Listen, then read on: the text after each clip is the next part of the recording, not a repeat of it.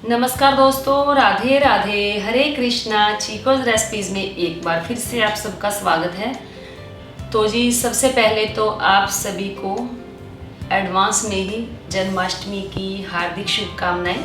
आप जो जन्माष्टमी है बहुत ज़ोर शोर से हर्षोल्लास के साथ मनाएं और ठाकुर जी का जन्म करवाएं, जिससे कि ठाकुर जी की कृपा दृष्टि आप सब पर बनी रहे और आप सभी सुखी रहें, समृद्ध रहें और संपन्न रहें। तो कल मैंने पोस्ट डाली थी कि जन्माष्टमी से संबंधित आपके जो भी सवाल हैं आप पूछ लें, आपको कल वीडियो मिल जाएगी, यानी कि आज वीडियो मिल जाएगी। तो सवाल आप लोगों के बहुत ज़्यादा हैं, कोशिश मेरी यही रहेगी कि आप सभी के सवाल ले लिए जाएं। तो ऐसा नहीं हो सकता कि पार्ट 2 बना दूंगी, तो वीडियो थोड़ी लंबी हो जाएगी, लेकिन आप अपने सवाल का इंतज़ार ज़रूर देखना, यानी कि वीडियो को आप अंत तक ज़रूर देखना, क्योंकि आप सभी के सवालों के जवाब इस वीडियो में होंगे। तो चलिए समय ना गवाएं, पहला सवाल ले लेते हैं। तो पहला सवाल है रितिका धमीजा का कि मैम जब हम कान्हा जी को झूले में विराजमान करते हैं तो क्या छठी के तक झूले में बिठाया रखा जाता है, क्या विश्राम भी झूले में ही करवाना चाहिए? तो जी थोड़े सवाल मैं जल्दी पढ़ूंगी क्योंकि सवाल ज़्यादा है। तो जी ऐसा नहीं है कि पूरा दिन आप झूले में बिठा कर रखोगे। जन्माष्टमी के दिन आप उन्हें श्रृंगार करवा के आसन पर विराजमान कर दोगे, झूला भी झूला सकते हो बीच में एक बार, लेकिन जब आप उन्हें भोग लगाएंगे तो उन्हें आसन पर ही बिठाकर, उनका जो सिंहासन होता है उसी पर बिठाकर भोग लगाएंगे। और रात को उनको जब जन्म होगा उसके बाद श्रृंगार करके झूला आपको जरूर झूलाना है। रही बात कि छठी तक झूले पर ही बिठाना है, तो जी ऐसा बिल्कुल भी नहीं है, उन्हें छठी तक झूला पर नहीं बिठाना है। हाँ, बीच बीच में एक दो बार उन्हें झूला दे देना है। और बाकी फिर कई लोगों का सवाल ये भी है, इसी में सवालों का जवाब दे देती हूँ आप लोगों के, कि मैम क्या उन्हें अन्न का भोग नहीं लगाना है 6 दिन तक, क्या व्रत रखते हैं? तो जी बिल्कुल, मैं जन्माष्टमी से लेकर ठाकुर जी की छठी तक इनका व्रत होता है। अन्न का सेवन नहीं किया जाता है, इन्हें अनाज का जो भोग है वो नहीं लगाया जाता है, और इन्हें दूध, दही, माखन, मिश्री या जो आपने फलाहार बनाया है, फल इनको खिला सकते हैं, उन सभी चीज़ों का इनके भोग लगेगा। फिर सवाल है दीक्षा खान का कि जन्माष्टमी के व्रत में ब्रह्म भोज नहीं होता, ब्रह्म मुहूर्त में स्नान करने के बाद कुछ फ्रूट ले सकते हैं, या जब निर्जला रखना है तो मॉर्निंग में भी कुछ नहीं खा सकते, ब्रह्म मुहूर्त में भी? तो जी इस व्रत में नहीं खा सकते हैं, ब्रह्म मुहूर्त में भी आपको पूरा निर्जला व्रत ही रखना होगा। फिर सवाल है ध्वनि का कि जन्माष्टमी पर 56 भोग लगा सकते हैं या नहीं? तो जी बिल्कुल, जन्माष्टमी पर बहुत से लोग ऐसे हैं जो ठाकुर जी को 56 भोग लगाते हैं। फिर सवाल है ज्योति वालिया का कि क्या मैं रात को 12 बजे व्रत के बाद नॉर्मल खाना खा सकती हूँ? तो देखिए, ये तो आपके ऊपर डिपेंड करता है कि आपने जो व्रत का संकल्प है कैसे लिया है। निर्जला का लिया है, एक टाइम भोजन करने का किया है, तो अगर आपने एक टाइम भोजन करने का संकल्प लिया है तो आप रात को 12 बजे के बाद जो अपने व्रत का पारण है वो कर सकते हैं। फिर सवाल है प्रीति कुमार का कि मेरा एक और सवाल, छठी के दिन जो हम लोग भोग बनाते हैं, कड़ी राइस, पूरी, हलवा, तो क्या जो डेली राइस या आटा यूज़ करते हैं उस पूरी और राइस बना सकते हैं? जैसे करी मसाला तो घर में जो रोज़ मसाला यूज़ करते हैं उसको यूज़ कर सकते हैं, सब नया लाना होगा? Please help me, I am confuse. हमें नहीं पता, क्योंकि मैं फर्स्ट टाइम ये सब कर रही हूँ। तो जी ज़रूरी नहीं है कि आपको जो सारा सामान है नया लेना होगा, ऐसा नहीं है। जो आपके घर में मसाले हैं वही यूज़ करें, या जो भी आटा घर में है वही यूज़ करें, ऐसा नहीं कि आपको इनके लिए नया लेकर आना होगा। फिर सवाल है प्रीति शेट्टी का कि जो फास्ट बिना पानी के रख रहे हैं वो कैसे खोलेगा, पानी पी के या जो भोग लगाया है उसे खाकर? अगर पानी के तो मुंह को देकर पानी पीना है। तो जी जिन्होंने भी व्रत रखा है, चंद्रमा को जल तो उन्हें देना ही होगा। रही बात कि व्रत का पारण कैसे करेंगे, तो जो व्रत का पारण आप करेंगे, जो ठाकुर जी को पंचामृत से स्नान करवाएंगे, उस पंचामृत को पीकर आप अपना जो व्रत है वो खोलेंगे। फिर सवाल है बीएम जैन का कि मैम जन्माष्टमी की रात को पूजा करनी है या सुबह भी करनी है? तो जी जन्माष्टमी के दिन आपको सुबह भी पूजा करनी है और जन्माष्टमी के दिन आपको रात को भी पूजा करनी है। फिर सवाल बीएम जैन का, ये हमारे घर में छोटे कान्हा जी नहीं है तो क्या मिट्टी के बनाऊं? पहली बार उपवास कर रही हूँ और दूसरे दिन विसर्जित करूँ, अगर मिट्टी के बनाऊँ तो? तो जी ऐसा नहीं है कि आप मिट्टी के बनाएंगे अगले दिन विसर्जित कर देंगे, ऐसा बिल्कुल भी नहीं होता है। और आप या तो लेकर आए मार्केट से बाल गोपाल, अगर नहीं भी लेकर आ रहे तो कोई बात नहीं, आप मानसिक रूप से उनकी पूजा करें, मानसिक रूप से उनकी सेवा करें और आपने जो व्रत करना है वो कर ले। और अगर आपके पास फ़ोटो है, यानी कि जिसे तस्वीर बोला जाता है, अगर वो भी आपके पास है तो भी उससे भी जो पूजा पाठ है वो तो हो ही सकती है। फिर सवाल है विलीना नारंग का कि क्या गोपाल जी को 12 बजे के बाद स्नान करवाकर नए वस्त्र पहनाना जरूरी होता है? तो जैसे नॉर्मली भी हमारे बच्चे हैं, जैसे उनकी छठी की जाती है तो उनको नए कपड़े पहनाए जाते हैं। तो परंपरा तो यही है कि छठी के दिन नए कपड़े ही पहनाए जाते हैं। बाकी ऐसा कुछ नहीं है कि कुछ लोग ऐसा बोलते हैं कि मैम हम नहीं ले पाते, नहीं, या हमारे यहाँ अच्छी नहीं मिलती। तो ऐसा कुछ नहीं है, अगर आपने कोई 1-2 बार पोशाक पहनाई है तो आप वो भी पहना सकते हैं। फिर सवाल है स्वास्थ्य यादव का कि जो पिछले साल की बांसुरी रखी है उसका उसका क्या करें? तो जी मैंने वीडियो में बोला है कि जिन्होंने बांसुरी पिछले साल खरीद ली है वो अपने घर में वही रखें, और जिन्होंने बांसुरी नहीं ली है या जो नई वीडियो देख रहे हैं उन्हें अभी पता चल रहा है तो वो नई बांसुरी लेकर आएंगे। फिर सवाल है प्रेम कुमार का कि मैंने अपने गोपाल जी को पेंट किया, वो उतर गया रात को, क्या सुबह उतर गया? कौन सा पेंट करूं जो नहलाने के बाद ना उतरे? तो जी अब तो आप कोई पेंट नहीं कर सकते, क्योंकि आपने पता नहीं कौन सा कलर किया कि रात को किया, सुबह नहलाने पे उतर गया। तो आप या तो एनामल पेंट करते, लेकिन एनामल पेंट अगर करते तो उससे उनका जो सूखना है बहुत मुश्किल है, कम से कम 2-3 दिन लग जाते हैं। तो आपके ठाकुर जी जैसे हैं आप उनकी पूजा वैसे ही कर लें। फिर सवाल है वंशिका का कि मैम हम जो लास्ट ईयर बांस की बांसुरी लाए थे वही यूज़ कर सकते हैं जन्माष्टमी के, नए लेकर आए, और इफ़ न्यू यूज़ करनी तो पुरानी वाली बांसुरी क्या करें? तो जी आपके सवाल का जवाब भी मैंने बता ही दिया है कि आपको बांसुरी नई नहीं लेकर आनी, अगर आपके पास बांसुरी है तो। फिर सवाल है विशेष शर्मा का कि राधे राधे मैम। राधे राधे जी, भोग में जो तुलसी जी डाली जाती है वो पूरा पत्ता डाला जाता है या हम उसको 2 बना सकते हैं बीच में से अलग करके? तो जी जैसे पंचामृत बनाया जाता है उसमें तो थोड़े थोड़े पीसेस करके डाले जाते हैं, और कुछ लोग बोलते हैं कि तुलसी के टुकड़े नहीं करने चाहिए, लेकिन मैं तो जब ठाकुर जी को स्नान करवाती हूँ तुलसी का पत्ता एक उसमें रख देती हूँ, बाकी के छोटे छोटे पीसेस करके मैं जो है पंचामृत में डाल देती हूँ। बाकी रही बात कि तुलसी के पत्ते 2 बना सकते हैं, तो 2 बनाने की ज़रूरत नहीं है। आपने जैसे ठाकुर जी का पानी रखा है तो उस पानी के अंदर अगर आप एक ही पत्ता डाल देंगे तो ऐसा नहीं कि जब आप भोग लाएंगे फिर उसके अंदर फिर से आपको तुलसी रखने की ज़रूरत है, ऐसा बिल्कुल भी नहीं है। फिर सवाल है वंशिका दीक्षित का कि आप जन्माष्टमी में लोग भी शेयर करें। तो जी बिल्कुल, जन्माष्टमी का जो ब्लॉग है आप लोगों के साथ जरूर शेयर किया जाएगा। फिर सवाल है संजय कुमार का कि क्या जन्माष्टमी के दिन सिर्फ सुबह को ही स्नान करवा सकते हैं, 12 बजे जन्म के बाद भी स्नान करवाना जरूरी होता है? तो जी जरूरी तो होता है 12 बजे के बाद भी बाल गोपाल को स्नान करवाना, बाकी आपकी अपनी इच्छा है। अगर आप स्नान नहीं भी करवाते तो उनकी पूजा आरती जरूर करें।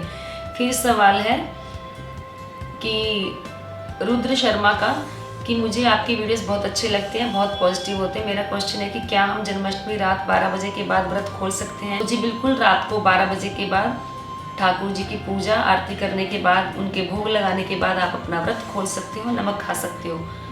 फिर सवाल है अभिषेक पालीवाल का कि मैम हमने अभी गोपाल जी नए लिए, अभी प्राण प्रतिष्ठा शुरू है तो 5 दिन जन्माष्टमी पर होगा, उस दिन हमें उन्हें पूरे दिन फूलों में बिठाना है या सिर्फ 2 घंटे, और वो नए हैं तो उन्हें सुबह भी पंचामृत से स्नान कराएं या रात को? तो जी स्नान आपको दोनों टाइम करवाना है, सुबह भी करवाना है, रात को भी करवाना है पंचामृत से। आपने लगता है कल वाली वीडियो ध्यान से नहीं सुनी या देखी ही नहीं आपने, तो उसमें मैंने पूरा डिटेल में बताया है कि स्नान सुबह भी होगा और स्नान रात को भी होगा। रही बात कि उनको फूलों में विराजमान किया हुआ है तो सिर्फ उनको 2 घंटे फूलों में विराजमान करें, उसके बाद आप उनको निकाल कर फूलों में से उन्हें बाहर निकाल कर उनकी जो श्रृंगार है, पूजा है, वो सब करें। फिर सवाल है राशिका धारीवाल का कि मैम जन्माष्टमी पर लड्डू गोपाल जी को येलो कलर की ड्रेस ही पहनाते हैं, फिर किसी भी कलर की पहना सकते हैं? तो जी कोई भी कलर की पहना सकते हो। हाँ, ये जरूर है कि ठाकुर जी को पीताम्बरी रंग बहुत पसंद है, पीताम्बर बहुत पसंद है, तो आप कोई भी कलर की पहना दें, ऐसा ज़रूरी नहीं है कि पीले रंग की पहनाई जाए। पीले रंग का आप उनका पटका कर दें तो भी ठाकुर जी प्रसन्न हो जाएंगे। वैसे पीला चंदन तो उनके लगाया जाता ही जाता है, तो ऐसा कुछ नहीं है। पोशाक आप किसी भी कलर की पहना सकते हैं। फिर सवाल है राधे का श्याम की मैम जन्माष्टमी पर 4 पाई के ऊपर कौन सा कलर कपड़ा लगाएं? हमारे यहाँ सिर्फ लाल और वाइट ही बिछाते हैं। तो जी, जब आपके जो परंपरा है आप उसी के अनुसार चलें।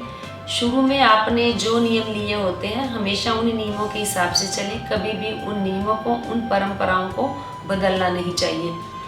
फिर सवाल है बब्बू कुमार का कि क्या जन्माष्टमी पर तुलसी का पत्ता तोड़ सकते हैं? तो जी बिल्कुल, जन्माष्टमी अगर संडे की है तो नहीं तोड़ सकते, बाकी किसी भी वार को आप तुलसी का पत्ता तोड़ सकते हो।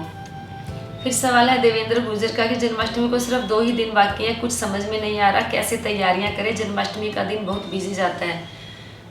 तो बिल्कुल जन्माष्टमी का दिन बहुत बिजी जाता है, लेकिन तैयारियां 1 या 2 दिन पहले से ही शुरू कर लेनी चाहिए। लेकिन हम लोग ऐसे हैं, मैं भी ऐसी हूँ कि चलो अभी कर लेंगे, अभी कर लेंगे, कोई बात नहीं। फिर एकदम से जब जन्माष्टमी होती है फिर हम भागते हैं, तो ऐसा नहीं होना चाहिए। तो जन्माष्टमी की तैयारी आप 1 दिन पहले से ही शुरू कर दें, चाहे रात के 12 बजे, 1 बजे, 2 बजे। जब तक हम आलस मार कर बैठे रहते हैं तो कोई काम नहीं होता, सोचने से कोई काम नहीं होता। जैसे ही आप प्रभु के काम करने के लिए उठकर खड़े होंगे तो आपके अंदर एक अलग ऊर्जा आती है और एक नए नए आइडियाज़ आपको मिलने लग जाते हैं। फिर सवाल है प्रीति साई का कि मेरा क्वेश्चन है कि अगर घर में 2-3 बांस की बांसुरी है तो क्या करें? मंदिर में तो एक ही रखनी है। तो जी बिल्कुल, मंदिर में एक ही रखनी है, बाकी बांस की बांसुरी आप घर के पास किसी मंदिर में दे आएँ। फिर सवाल है विधि सक्सेना का कि आप जगन्नाथ देव के बराबर में पिंक पाउच में क्या रखती हैं, प्लीज़ बताएं, हमें भी रखना चाहिए क्या?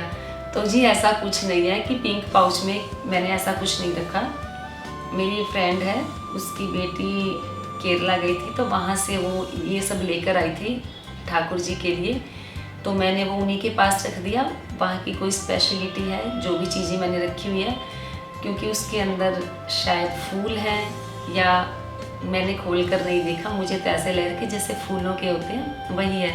तो ऐसा नहीं कि मैंने कुछ स्पेशल चीज़ रखी है जो आप सबको भी रखनी चाहिए। फिर सवाल है गोलू मोलू ठाकुर जी का कि जन्माष्टमी के पूरे दिन क्या खिलाना है, मंगला आरती कैसे की जाती है, उसका पूरा विधान बता दीजिए। और मंगला आरती के बोला क्या जाता है? तो जी अभी जो पहले वीडियो अपलोड हुई उसमें मैंने बोला था कि मंगला आरती 30 को होती है, लेकिन 30 को नहीं, 31 की सुबह की जाती है 4 बजे। तो कोई बात नहीं, आप 30 को भी करें, 31 को भी करें, जैसी प्रभु की इच्छा, क्योंकि जो होता है हरी इच्छा से होता है। प्रभु जो बुलवाते हैं हम वही बोलते हैं। तो ऐसा कुछ नहीं है, पूरे दिन ठाकुर जी को आप दूध, फल, ड्राई फ्रूट का भोग लगाएं। मंगला आरती में मैंने बोला ही है कि सुबह उठें, स्नान करें, उसके बाद ठाकुर जी को स्नान नहीं करवाना, बिना स्नान करवाए उन्हें थोड़ा सा बाल भोग दे दें। हाँ, माखन मिश्री उन्हें जरूर दें, जन्माष्टमी पर भी। और वैसे भी ठाकुर जी को, जो हमारे बाल गोपाल हैं, उन्हें माखन मिश्री बहुत पसंद है, उन्हें थोड़ा सा माखन मिश्री दे दें, कोई फल दे दें, या जो भी आपके घर में खाने का सामान है ठाकुर जी को दे दें। उसके बाद आप थोड़ी देर उन्हें विश्राम करने को वहीं बिठा दें, उसके बाद में आप उनको स्नान करवाएं। मंगला आरती में आप कोई भी आरती बोल सकते हैं जो घर में बोलते हैं। और आपने बोला कि क्या बोला जाता है, तो ऐसा कुछ नहीं जी। जब भी हम भगवान जी की आरती कर रहे होते हैं या प्रभु की तरफ हमारा ध्यान होता है तो हमारा सिर्फ फोकस वही होता है और कहीं नहीं होता। फिर सवाल है रजनी मेहरा का कि जैसे हम और दिन लड्डू गोपाल को सुलाते हैं तो जन्माष्टमी के दिन उन्हें कब सुलाएं? तो जन्माष्टमी के दिन भगवान जी को यानी कि गोपाल जी को दिन में नहीं सुलाना है, मैं नहीं सुलाती हूँ। हाँ, रात को 12 बजे के बाद उनका श्रृंगार करके, आरती करके, भोग लगाकर फिर उन्हें सुला देती हूँ। अगर आपको भजन कीर्तन करना है तो फिर उन्हें नहीं सुलाना। फिर सवाल है विलीना नारंग का कि हरे कृष्ण मैम, आप जन्माष्टमी से रिलेटेड डेकोरेशन आइडिया दीजिए प्लीज़, और भोग में क्या क्या बना सकते हैं? तो जी अगर आप भोग में उन्हें अन्न का भोग लगाते हैं तो पकवान बनाकर खिलाएं। अगर उन्हें अन्न का भोग नहीं लगवाना, क्योंकि वो भी बाल रूप में है, तो उन्हें आप दूध, फल, आलू का हलवा, इन सब चीज़ों का भोग लगा दें। और रही बात की डेकोरेशन आइडियाज़ की, तो देखिए जी, डेकोरेशन आइडियाज़ तो जब आप उनका काम करने बैठेंगे, ठाकुर जी के लिए सजाने के लिए बैठेंगे, तो आइडियाज़ अपने आप ही आते हैं। तो मैं तो खुद ऐसी हूँ, क्योंकि मैं पहले कुछ नहीं करती, जैसे इनका काम करना शुरू करती हूँ तो आइडियाज़ अपने आप आ जाते हैं। फिर सवाल है मैम खीरे में शालिग्राम जी को कितने टाइम रखना है? राधे राधे। तो जी शालिग्राम जी को ज़रूरी नहीं है कि खीरे के अंदर ही रखना है, कुछ लोग रखते हैं तो ज़रूरी नहीं है, आप फूलों में रख सकते हो। हाँ, खीरा उनके पास आप ज़रूर रखें। फिर सवाल है गीता कुमरा का कि जन्माष्टमी के दिन लड्डू गोपाल जी को 56 भोग कब लगाना चाहिए? तो लड्डू गोपाल जी को 56 भोग कहते हैं कि रात को 12 बजे के बाद ही लगाना चाहिए। फिर सवाल है राहुल मित्तल का कि मैम आपके छोटे युगल सरकार किस साइज़ के और ये कौन सी धातु के हैं, और मैम क्या आप अपने छोटे युगल सरकार को रोज़ स्नान करवाते हैं? तो जी मैं रोज़ स्नान नहीं करवाती हूँ, 2-4 दिन में एक बार करवाती हूँ। और रही बात उनकी कि कितने इंच के हैं और किस धातु के हैं, तो जी वो ब्रास के हैं और 4 या 5 इंच के करीब है वो। फिर सवाल है आरोही देसवाल का कि क्या हर साल जन्माष्टमी पर कान्हा जी का जन्म होता है? तो जी बिल्कुल हर साल जन्माष्टमी पर कान्हा जी का जन्म करवाया जाता है, क्योंकि ऐसी परंपरा है। फिर सवाल है विशेष शर्मा का कि मैम आशा करता हूँ आप कुशल से होंगे। तो जी बिल्कुल ठाकुर जी की कृपा से, आप सभी की कृपा से मैं कुशल मंगल हूँ। मैम सुबह भोग में कान्हा जी को खीरे रखते हैं, तो लेकिन शाम को जब हम उन्हें फूलों में रखते हैं और आसपास खीरे रखते हैं तो 12 बजे हमें कौन सा खीरा काटना है नाल छेदन के लिए, भोग वाला या जो उनके पास रखे हैं? तो जी एक खीरा वही लेना है जो आप उनके पास रखेंगे। फिर सवाल है सिमोन ब्लॉग्स का कि 30 को पूरे दिन व्रत करना है, फिर रात में 12 बजे पूजा करनी है, प्लीज़ आंसर कर दीजिए, और उसी दिन पीरियड आ जाए तो क्या करना चाहिए? प्लीज़ मार्गदर्शन कीजिए। तो जी ये तो बड़ा असमंजस हो जाती है महिलाओं के लिए।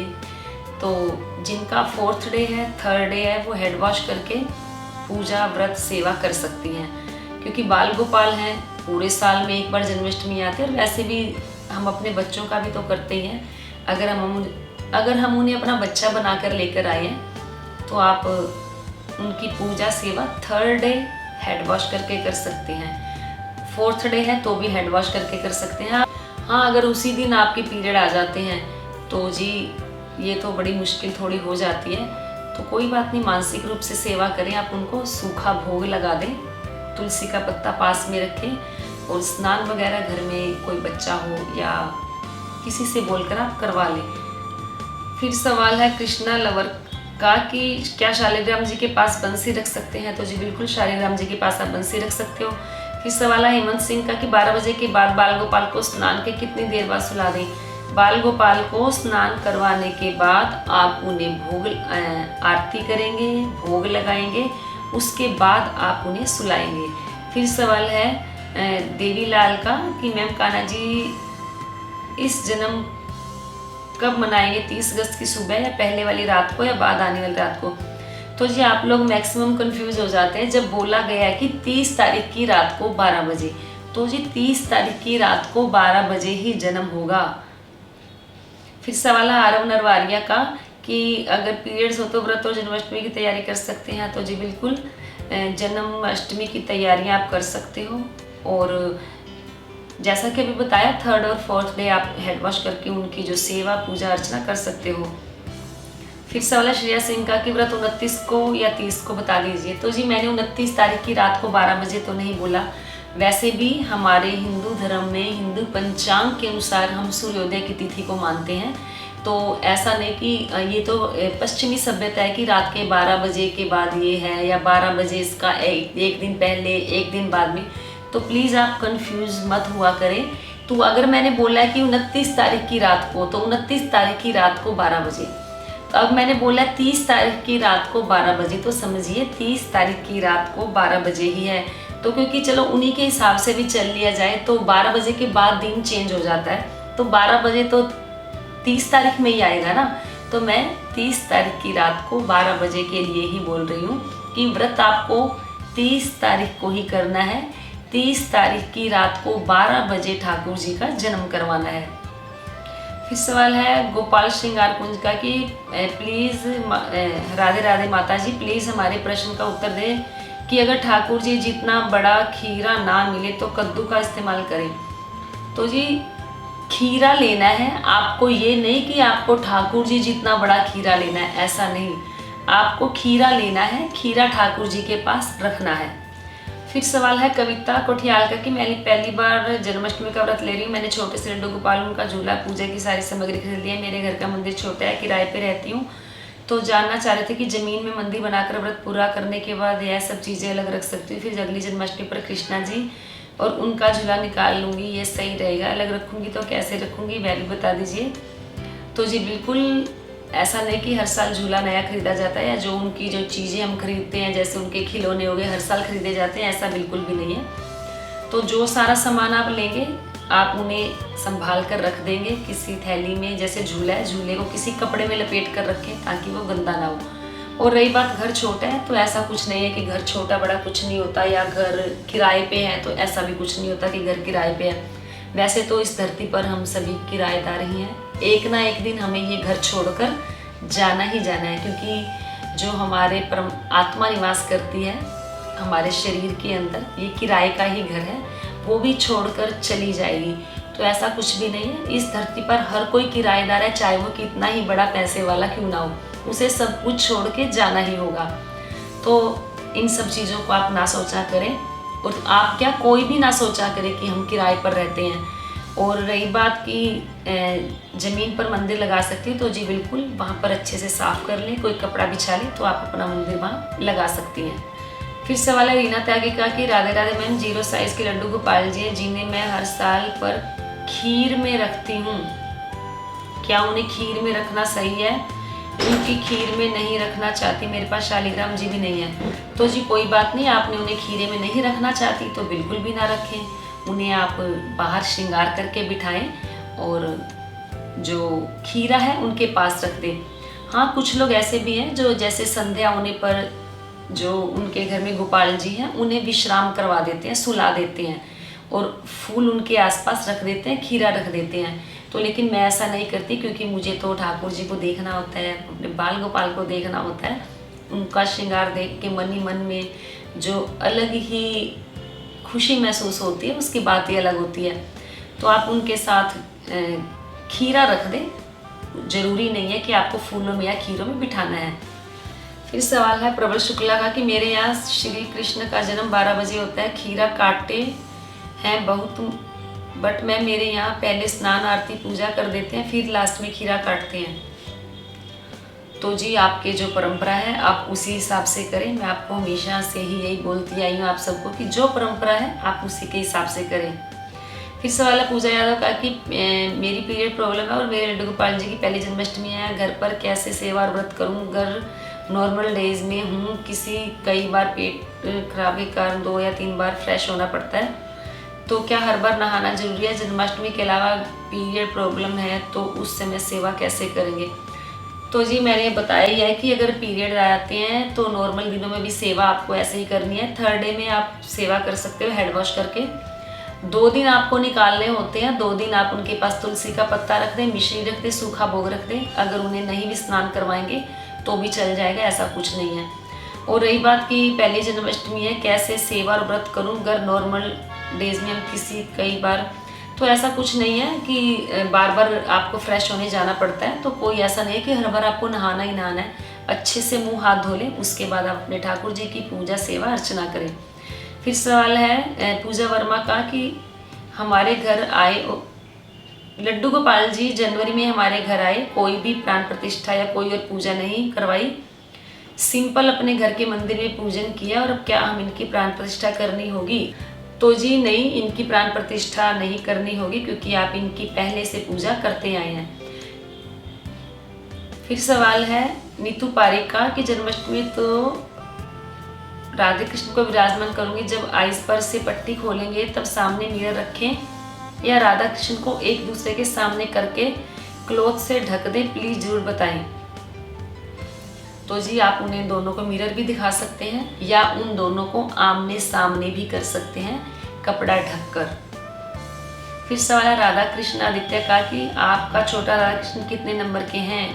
तो जी मेरे पास जो छोटे राधा कृष्ण है वो मैं काफ़ी साल से मेरे पास है, लेकिन मुझे ये नहीं पता कितने के आए थे, और वो जो साइज़ है उनका वो 4 या 5 इंच के हैं। फिर सवाल है नाना कानू के कि मैम जन्माष्टमी तो 30 की है, तो कृष्ण छठी 4 की है या 5 की, प्लीज़ बताएं। तो जी जो कृष्ण छठी है वो 4 तारीख की है, बाकी जैसा भी अभी कंफर्म हो, तो बाकी जैसा भी होगा आप लोगों को बता दिया जाएगा, लेकिन मेरे हिसाब से 4 तारीख को ही होगी। फिर सवाल है विवेक तिलवानी का कि क्या चावल की रंगोली बनाना ज़रूरी है। तो जी बिल्कुल, जिस चीज़ से आपको खुशी मिलती हो, जिस चीज़ से आपके जीवन में बदलाव आता हो, जिस चीज़ से आपकी जो मानसिकता है वो बदलती हो, जिस चीज़ से आपको आनंद मिलता हो, तो आपको ठाकुर जी के लिए वो ज़रूर करना चाहिए। तो रंगोली बनाएंगे, आपको देख देख कर बहुत अच्छा लगेगा, क्योंकि कलरफुल बनती है और घर में जन्माष्टमी के दिन ठाकुर जी के सामने चावल से रंगोली बनाना शुभ होता है। फिर सवाल है हरजीत सिंह का कि टेल मी कि कब भोग लगाना है, इवनिंग और नाइट। तो जी रात के 12 बजे स्नान करवाने के बाद, आरती करने के बाद भोग लगाना है। फिर सवाल है वैकुंठा का कि क्या बिना झूले के जन्माष्टमी नहीं मना सकते। तो जी क्यों नहीं जन्माष्टमी मना सकते आप, अगर झूला नहीं है तो किसने आपसे कह दिया। तो सुबह ठाकुर जी को स्नान करवाएं, श्रृंगार करवाएं और अपने हाथ में लें, जैसे बच्चे को झुलाते हैं हाथ में लेकर वैसे झुलाएं। फिर रात के 12 बजे उनका जन्म करवाएं, स्नान करवाएं, फिर उनका श्रृंगार करके फिर अपने बाहों के झूले में झुलाएं। तो मुझे लगता है शायद जो हमारे प्रभु है, हमारे ठाकुर जी है, हमारे गोपाल जी हैं, वो ज़्यादा प्रसन्न होंगे। फिर सवाल शिव कुमारी का जन्माष्टमी का व्रत किस दिन करें। तो जी 30 तारीख को आपको सुबह से ही व्रत करना शुरू कर देना है, रात्रि के 12 बजे तक। फिर सवाल है राधे के श्याम का कि गोपाल जी के लिए झूला घर पर बना सकते हैं क्या। मैं घर पर कई सारे झूले हैं कृष्ण जी के, पर मैं हर जन्माष्टमी पर झूला बनाता हूँ क्योंकि मुझे बहुत पसंद है गोपाल जी का झूला बनाना। तो जी बिल्कुल, घर में इतने झूले इकट्ठे मत करें आप।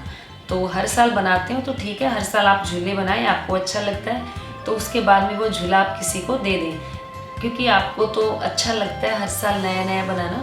तो आप हर साल नया बनाएं, जो पहले का झूला है घर में इकट्ठा स्टोर करके ना रखें, किसी और को दे दें। फिर सवाल है सपना शानी का कि हमें कुछ दिन पहले सुबह सुबह एक सपना आया कि मैं देखा कि कान्हा जी का स्नान कराकर उनका श्रृंगार कर, पर मेरे पास नहीं लड्डू गोपाल है ना राधा कृष्ण की मूर्ति, तो इसका क्या मतलब है।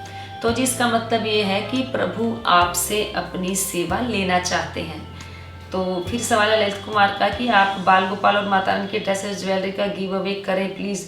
तो जी बिल्कुल, आपने बोला है, इस तरफ थोड़ा ध्यान दिया जाएगा। मैंने पहले भी बोला था कि वीडियो डाली थी कि गिव अवे करूँगी, तो वीडियो भी डाली थी, लेकिन आप लोगों को मैंने बोला था कि आप प्लीज़ सिर्फ कमेंट बॉक्स में ही अपना एड्रेस, फ़ोन नंबर लिखे, लेकिन फ़ोन नंबर किसी ने नहीं लिखा।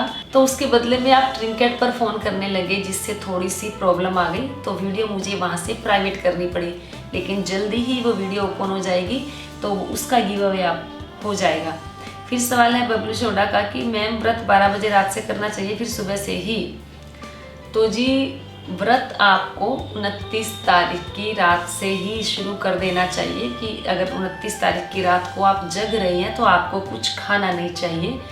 30 तारीख से ही 30 तारीख को तो व्रत होगा ही होगा, लेकिन 30 तारीख की रात को 12 बजे स्नान करवा के आपको जो खाना है वो खा लेना है।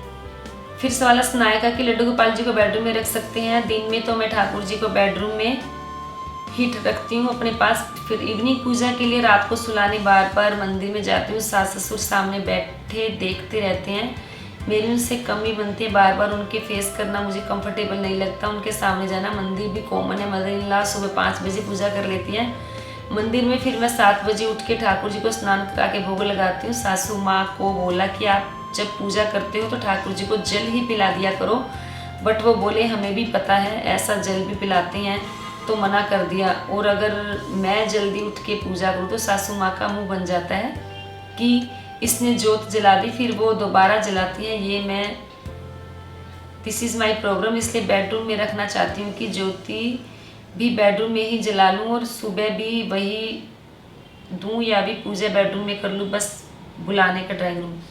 तो जी आपका सवाल वाकई काफ़ी बड़ा है, तो कोई बात नहीं, घर में पूजा करनी ज़रूरी होती है, लेकिन कुछ लोगों को ये होता है कि पूजा मेरे हाथ से ही होनी चाहिए, जोत मुझे ही जलानी चाहिए। जब हम एक परिवार में रह रहे होते हैं तो एक दूसरे की किस्मत या एक दूसरे का भाग्य एक दूसरे से जुड़कर ही चलता है। तो ऐसा नहीं होता कि घर में अलग अलग पूजा करो तभी सब कुछ सफल होगा, या घर में एक ही पूजा मैं कर लूँ तभी सफल होगा, ऐसा भी नहीं होता। तो घर में एक बड़ा जो पूजा कर ले, आप मानसिक रूप से पूजा कर ले, कोई बात नहीं। सबसे ज़्यादा वैसे भी अगर फलित पूजा होती है, जो पूजा फल देने वाली होती है, वो मानसिक पूजा ही होती है। जिस दिन आपके मन से ये निकल जाएगा कि जोत मुझे ही जलानी है, या सेवा मुझे ही करनी है, या घर में कोई और काम हो रहा है तो मेरे ही हाथों से होना चाहिए, तो ऐसा नहीं होना चाहिए। ठाकुर जी की सेवा करें, घर में सभी को समभाव से देखें। अगर आपकी सासू माँ को ऐसा लगता है कि वो ही पूजा करें तो कोई बात नहीं, उन्हें पूजा करने दो और आप अपनी मानसिक सेवा कर ले, मानसिक पूजा कर ले। और ये तो अच्छी बात नहीं है कि आप बेडरूम में उन्हें बिठाएंगी अलग से, तो उनकी अलग से आरती करेंगी और फिर एक आरती आप मंदिर में आपकी जो सासू माँ है वो करती हैं, ऐसा नहीं होना चाहिए। तो क्योंकि इसके बजाय आपके घर में नेगेटिविटी ही आएगी, सकारात्मकता नहीं आएगी। ठीक है, वो पूजा करती हैं, घर के बड़े हैं, उन्हें करने दो। हाँ, अगर वो सोचती है कि मैं ही पूजा करूँ, तो पूजा पर हक सभी का है, आप मानसिक पूजा कर लें। और आप भी ये ना सोचें कि दिया तो मुझे ही जलाना चाहिए या ये काम मेरे हाथों से ही होना चाहिए, आप भी ये मत सोचें। वो अपनी आदत नहीं बदलेंगी क्योंकि आपसे वो बहुत बड़ी हैं। मान लो अगर वो 65 साल की हैं तो उनकी आदतें कम से कम 50 साल की, तो वो आदतें उनके साथ चल ही रही हैं जब से उन्होंने पूजा पाठ शुरू किया होगा। तो वो अपनी आदतें नहीं बदलेंगी। जब आप अपनी थोड़े दिन की आदतें नहीं बदल सकती, आप उनकी उम्र में छोटी हैं, जब आप अपनी आदतें नहीं बदल सकती तो दूसरों से क्या उम्मीद करोगे कि वो अपनी आदतें बदल लें। एडजस्टमेंट होती है, कुछ वो बदलें, कुछ आप बदलें, तो जो घर का माहौल है बड़ा शांति वाला हो जाता है, सुख में भी हो जाता है। हाँ, दिमाग से ये निकाल दें कि पूजा मुझे ही करनी है, या वो निकाल दें कि पूजा मेरे हाथों से ही होनी चाहिए। तो बस मैं तो आपसे यही कहूँगी कि आप अपने घर में मानसिक रूप से पूजा करें। फिर सवाल है रोहित पॉल का कि मैं कर्नाटका से हूँ, साउथ इंडियन, तो यहाँ पे ज़्यादातर जन्माष्टमी मनाई नहीं जाती, पर मैं हर साल मनाता हूँ। इसलिए जब 12 बजे ठाकुर जी का जन्म कराते हैं तभी क्या घंटी बजाना ज़रूरी होता है? क्योंकि यहाँ मेरा एरिया में कोई नहीं मनाता जन्माष्टमी, और अगर मैं घंटी बजाऊँगा तो औरों को डिस्टर्ब होगा, इसलिए प्लीज़ रिक्वेस्ट है, मैं क्या करूं? तो ज़रूरी नहीं है कि आप घंटी ही बजाएं, हल्के हाथों से ताली बजा लें, उससे भी जो प्रभु हैं वो प्रसन्न हो जाएंगे। फिर सवाल है शान साहनी का कि मैम आपने पहले मेरा आंसर नहीं दिया था, मेरी दादी जी गुजर गई है, मैं जन्माष्टमी कैसे मनाऊं? तो जी आपने ये नहीं बताया कि आपकी जो दादी जी हैं उनका देहांत कब हुआ, वो कब एक्सपायर हुई हैं। अगर उनको महीना हो गया है या आपके घर में हवन वगैरह हो गया है तो आप जो जन्माष्टमी है मना सकते हैं। क्योंकि जन्माष्टमी ऐसा नहीं है कि कोई आप अपने खुशी के लिए कोई पार्टी कर रहे हैं, भगवान का जन्म मनाना है तो ये तो आप कर ही सकते हैं। ये भी एक पूजा पाठ ही है, एक पूजा पाठ ही क्या है, पूजा पाठ का ही काम है, धार्मिक काम ही है। तो आप पूजा पाठ सेवा जन्माष्टमी मना सकते हैं। फिर एक सवाल था, उनका नाम अभी मुझे ध्यान नहीं आ रहा, कि मैम क्या ठाकुर जी के लिए जो झांकी सजाना है ये भी एक सेवा होती है? तो जी सेवा कई प्रकार की होती है, ज़रूरी नहीं है कि हम ठाकुर जी को भोग लगाते हैं तो ही सेवा होती है। तो आप प्रभु के लिए जो भी काम करते हैं, प्रभु के ध्यान लगाकर जो काम कर रहे होते हैं वो भी एक सेवा ही होती है। तो आपके सवाल की वीडियो जल्दी ही आपको मिलेगी। तो ये थे अभी आप सभी के सवालों के जवाब। उम्मीद करती हूँ आपको जरूर पसंद आए होंगे। तो वीडियो को लाइक करें, शेयर करें, चैनल को सब्सक्राइब करना बिल्कुल ना भूलें। हमेशा की तरह अपने सुझाव देते रहें। आज के लिए इतना ही, फिर मिलते हैं। धन्यवाद। हरे कृष्ण।